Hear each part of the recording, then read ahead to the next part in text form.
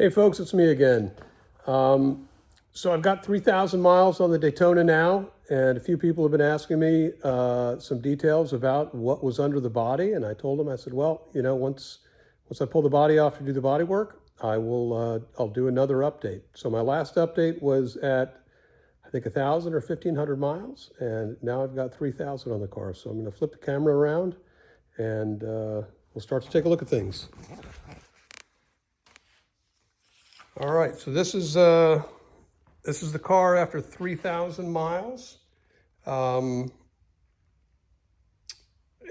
It got pretty filthy, I mean, I only really took it out in dry weather, but there were a few times where I might have hit some showers or roads were wet or whatever. So a lot of kind of road grime underneath there, which I guess is expected. I didn't think it was going to be quite so dirty after just 3,000 miles, but it's pretty filthy. Anyway, so I pulled the body off to do the body work on it, and really the stage I'm at right now is I've sanded down the underside of the main body, and I'm going to put on some lizard skin insulation products on there, and then a U-POL Raptor bed liner. That's the plan at this stage. I'm unsure whether I'm going to put the supplied headliner in there. I'm going to see how the Raptor looks, and I may just leave it with that. I did put the Raptor on the hood, and it came out really nice. So I may just leave it at that. So it'll be a game time decision, so we'll just see. So anyway, so here we are, 3,000 miles. I'll cover off a few things here. This was the Factory 5 kit.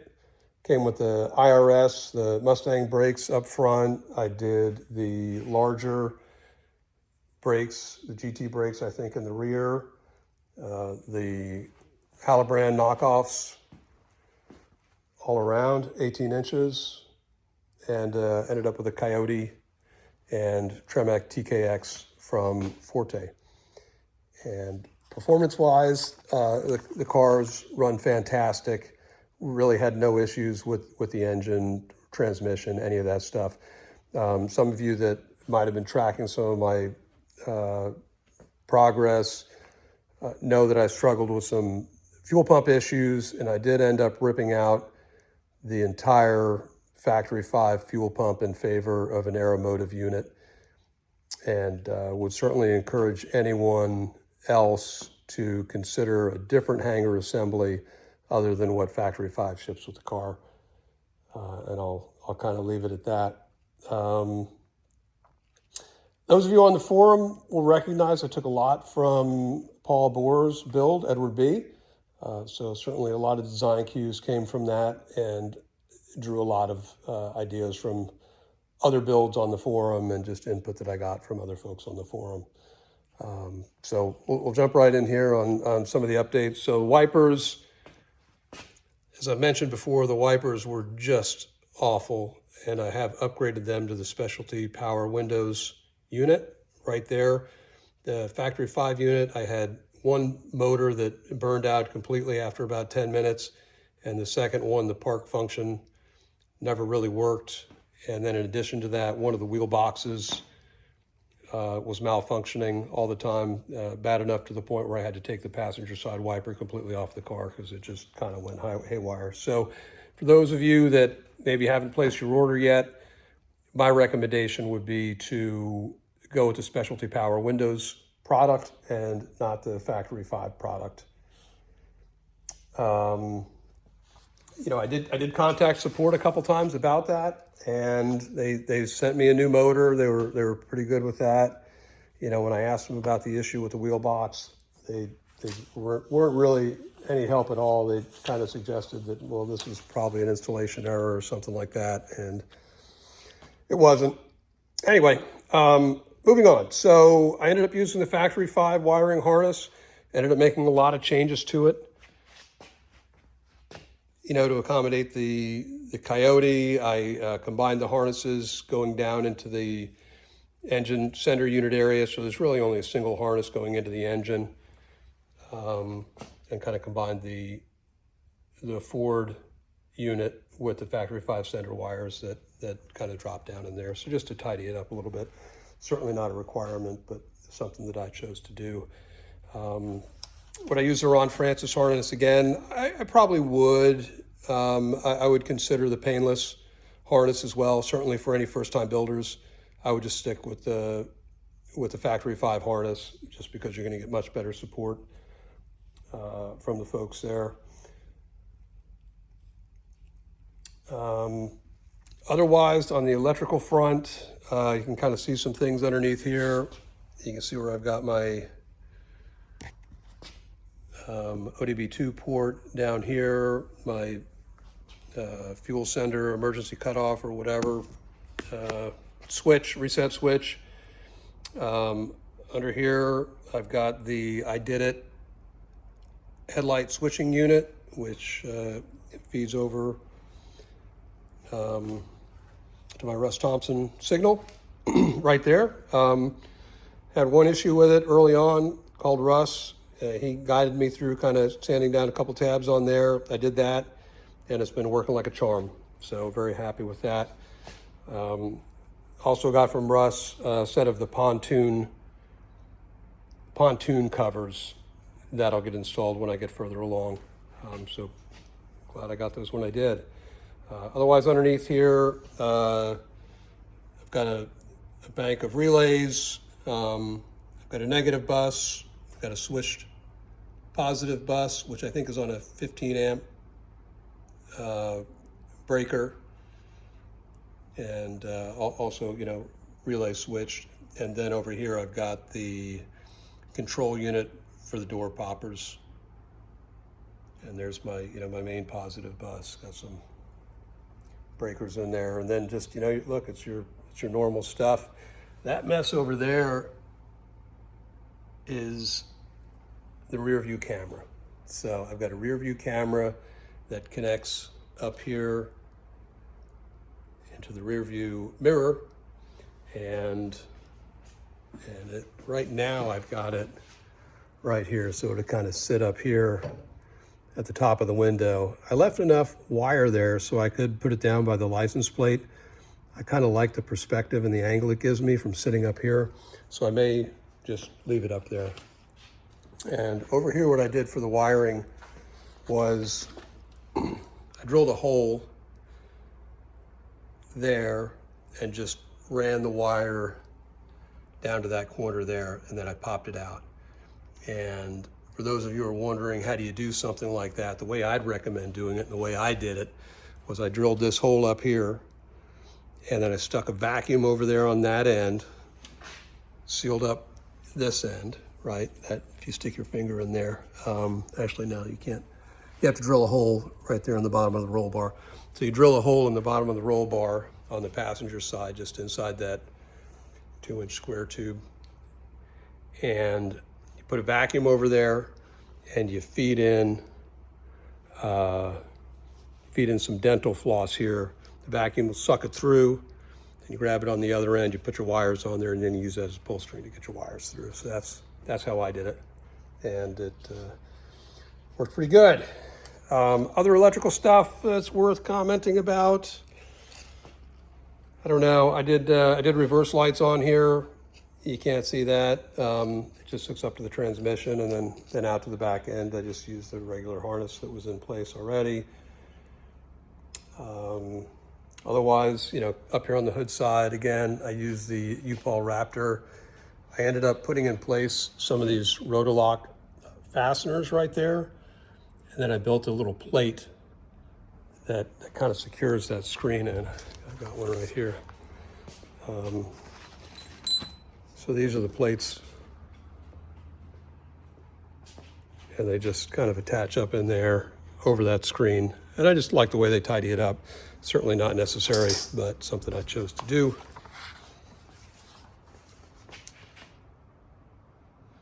Got the Boyd cool tubes, happy with them. Use the factory 5 reservoir. It's been working fine.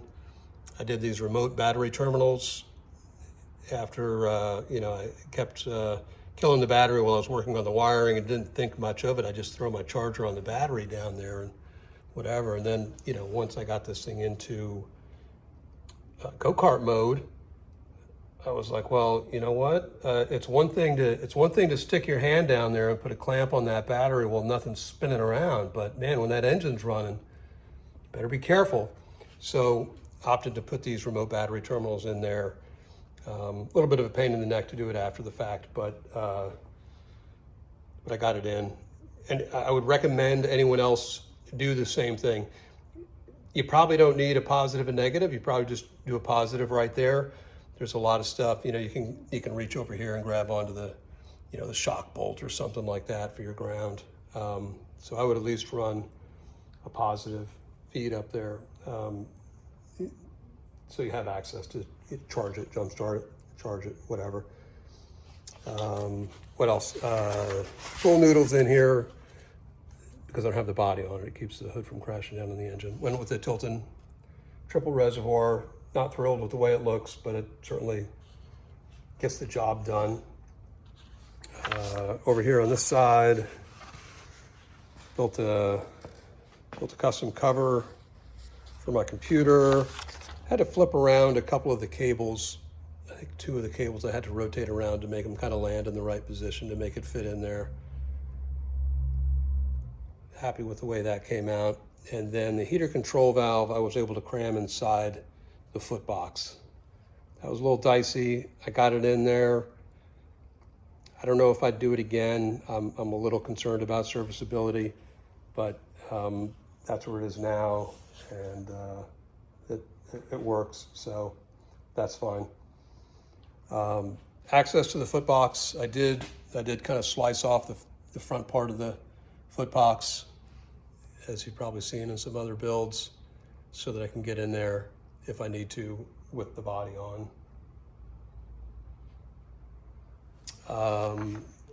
What else? Clutch master cylinder, I did have to increase that from the factory 5 unit. So I think I just went up to whatever the next size up was. I don't remember off the top of my head. But that I did have to change. Got the engine cover there. It's a modified Gen 3 engine cover. I saw Randy Borkenstein has a Gen 4 cover on his, which I really like the way that one looks. I'm kind of okay with the way this one come out, but I really like the way the Gen 4 unit looks. So I think I'm going to be upgrading to that one. I think it just looks a lot nicer on here. Certainly better than the stock Gen 3 cover. Anything's better than the stock Gen 3 cover. Otherwise, up here, primary power, I just kind of followed the same thing that Edward B did on his build, you know, so nothing unusual there. I've got the cutoff switch kind of right there. If I was able to move it probably another 4 inches closer, I could maybe reach it from the driver's seat, maybe with my belts on, but where it is now, I got to make sure I remember to flip that on before I get belted up. Otherwise, there's no way I can reach it. I'll talk a little bit about the insulation. I did order the factory 5 insulation kit. It was, there was no instructions. Factory 5 couldn't provide any guidance on what went where. Some of the stuff, it makes sense where it goes. And then some of the other stuff, there's gaps. There's nothing there to cover certain areas. And then other areas, you get 2 pieces of different type of insulation, and it ended up being almost too thick to be able to use it.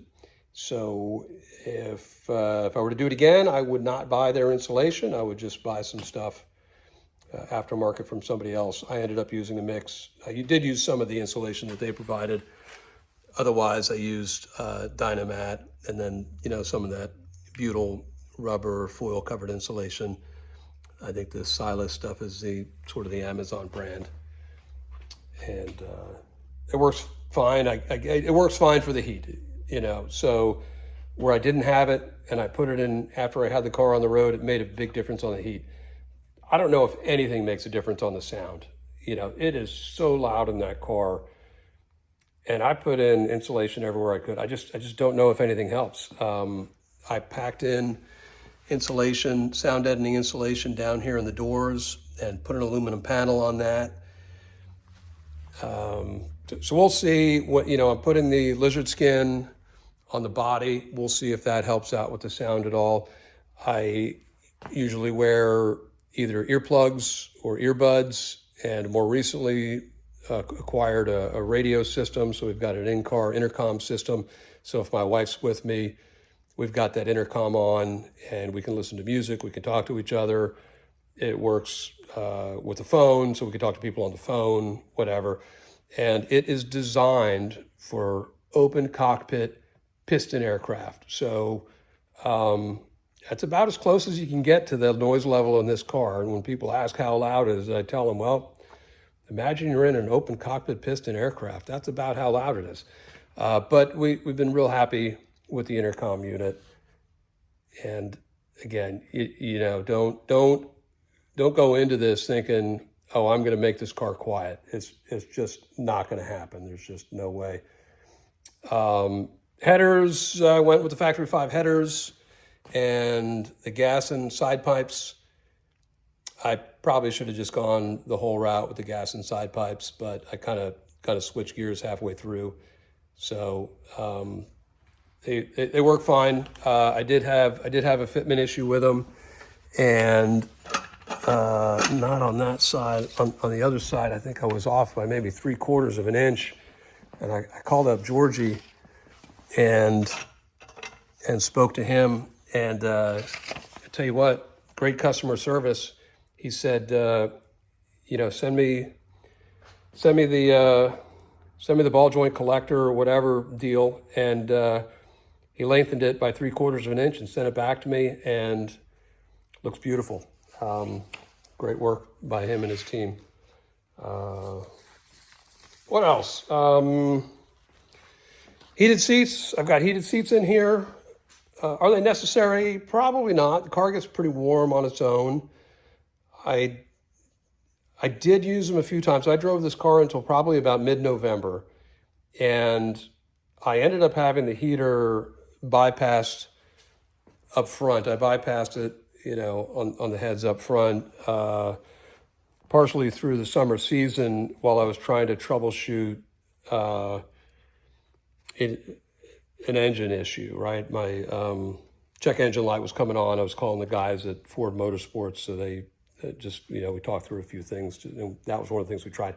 Because I wasn't using the heater, I just left it off. Anyway, so the seat heaters do a good job, even in the cold weather. I've got windows on it, so that helps too. But I think if you had a heater on there, you probably don't need the heated seats. There's just so much heat coming from other places. But for me, when I had the heater in bypass mode, it did work. They did work very good.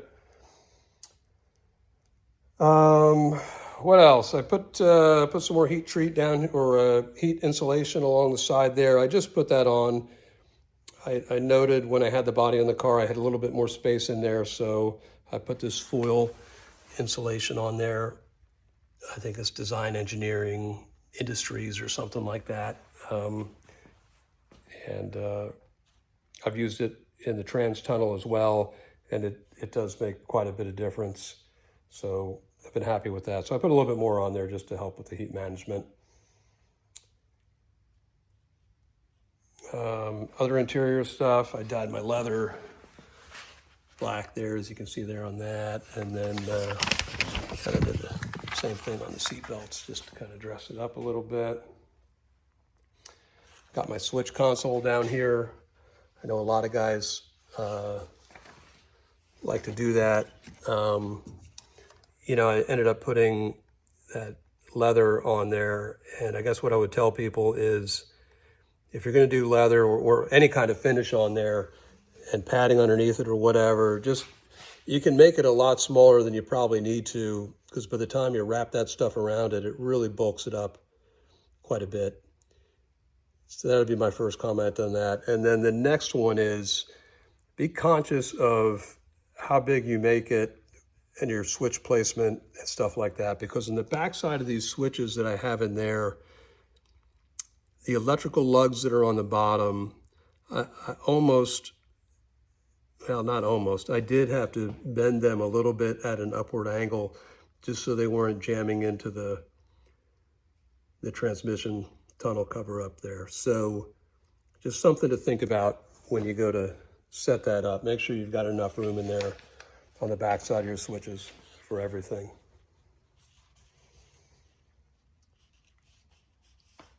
See what else? We'll take a look at the doors here. I ended up going with, I ended up putting door poppers in here, and I've got all that wiring running here. I've got my door popper wiring. I've got my cell phone wiring that will go to my intercom, and then I've got 12-volt wiring, which will feed the chargers that I have inside of my little cubbies there. So those of you, if you look at my other video, I built out some door cards and some nice little cubbies that fit inside there. So this is the door popper. You can see there how I mounted it. You know, there's a lot of different ways to put that on there. This one, I think, was a little trickier because of where I had to put these spacers on here. This is the driver's side door to give me a little bit more, to push the door out a little bit more. And then the other one's down here, so you can see I just mounted it right there. They work great. Real happy with them. And the other thing I did on mine is I made the windows removable. So there's two ways you can remove it. You can either unbolt the main window frame from the window brackets, which are normally attached here. And I used some 1/4-inch hardware that's normally used for cameras. So think tripods and camera attachments and things like that. So I got some hardware that was designed for that.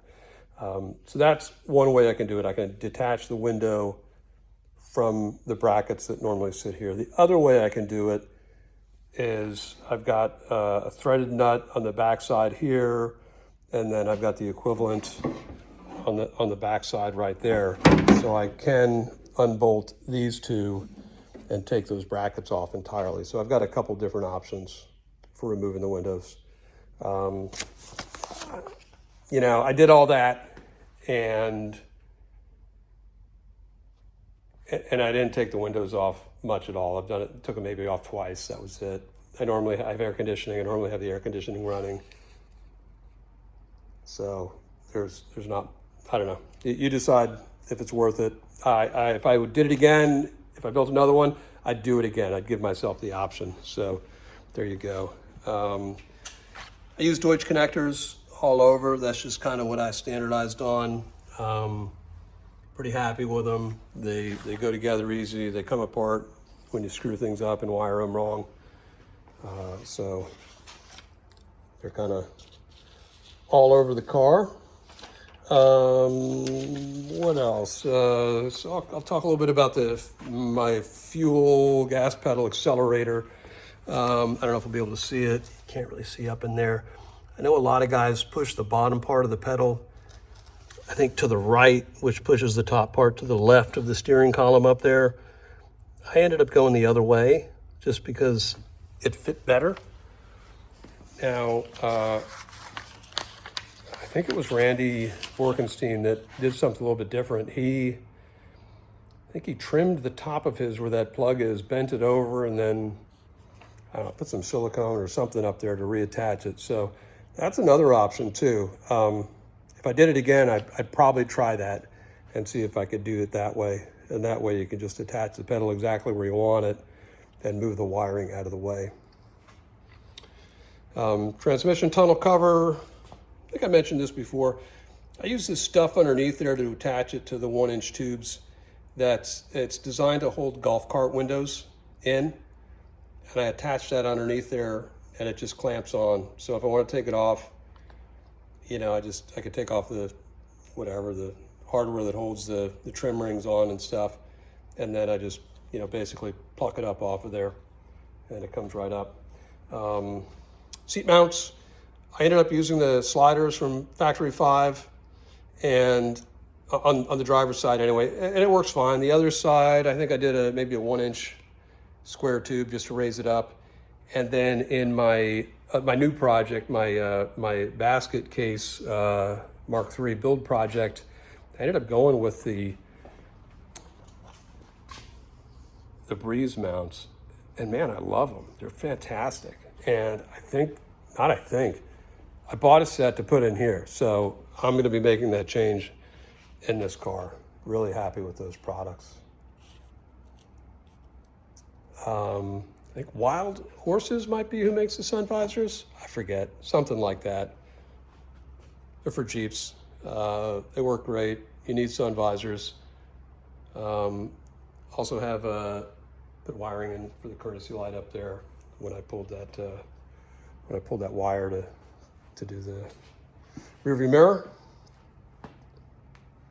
And I think the last thing I'll mention are the rear heim joints. They squeaked like a mother from the time I put this on the road, and it was maddening, absolutely maddening. You know, you pull into a car show or something, as loud as this thing is, what the people hear is the suspension squeaking, and it's embarrassing, right? And I don't know, the units that came with the car, I eventually traced it down to that, and I replaced them with some very high quality units. The ones that were in there were worn out, again, after not many miles. So definitely look at your heim joints. I don't know if you can lubricate them. I don't know if they're really designed for that, but whatever, lubricate them or buy some high quality ones or plan on replacing them. So that's it. That's kind of my update at this point. And the rest of my winter will be spent doing body work. So thanks for listening.